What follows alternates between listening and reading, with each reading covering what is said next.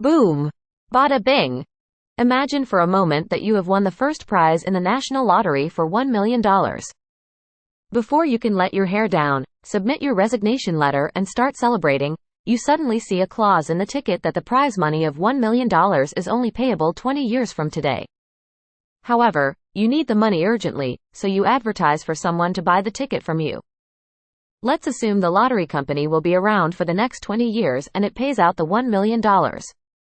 How much do you think the lottery ticket is worth in today's dollars? Is it worth $100,000, $200,000, or much more? Firstly, you need to understand the power of compound interest. Albert Einstein termed compound interest as the eighth wonder of the world. Money grows at an exponential rate when interest earned at the end of each year is added back to the principal. The rate of growth increases exponentially over time. To find out the answer, you need to use a financial calculator. If you have one, key in the following figures. Future value, FV, equals $1 million number of years, N, equals 20 years assuming a compound interest of 5% P, A. Key in compound interest, I, equals 5%. Now press, compute present value, PV. The answer equals $376,889 for interest rates and compound interest of 7.5% P, A. Present value of $1 million 20 years later would be $235,413 for interest rates and compound interest of 10% P.A. Present value of $1 million 20 years later would be $148,643. What this means is that if you want $1 million 20 years from now, you need to have $376,889 today invested at 5% P.A. for the next 20 years.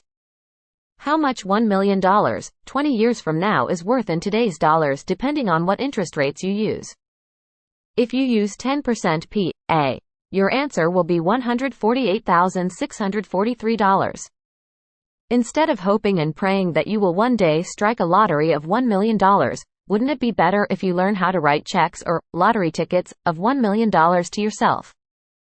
If you can learn how to do it, there will be nothing to stop you from writing checks for even bigger amounts. Many of you don't even need 20 years to do it. It's even possible for everyone to do it in 15, 10 years or even less. That's what learning to be a smart investor and this video is all about. Lao Tzu, an ancient Chinese philosopher, once said, "If you give a man a fish, you feed him for a day. If you teach him how to fish, you feed him for a lifetime." When people approach financial planners or investment consultants, what they are given is a comprehensive financial plan, or in this case, the fish, which is only valid for their present financial circumstances. When their circumstances change in the future, they will need a newer or updated fish or financial plan.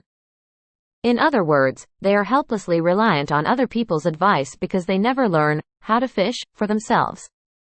Again and again, they will have to go back to their financial consultants to give them the fish. When it comes to learning personal money management and investments, I believe you only need to learn the basics once in your life. It's very much like learning how to ride a bicycle or learning how to swim. Learn it well once and it will last you a lifetime. I do not believe in giving people financial fish. Rather, I would much prefer to teach you how to do financial fishing on your own. Find the right expert to teach you, learn it well once, and you may be set for life. What exactly are investments? Investments are all about exchanging money, the least amount of present dollars today, and squeeze out the most amount of future dollars tomorrow, whilst managing and minimizing risks, where a smart investor would look at asset allocation, diversification, etc.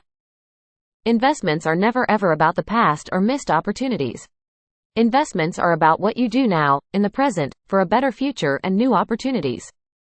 A lot of people are still living in the past. They are still thinking about missed or lost opportunities, like that one or two properties they could have bought a few years back when they had the chance, or the last stock market bull run which they missed. Many are still holding stocks bought several years ago at the peak, and today it's worth less than 20% of their purchase price.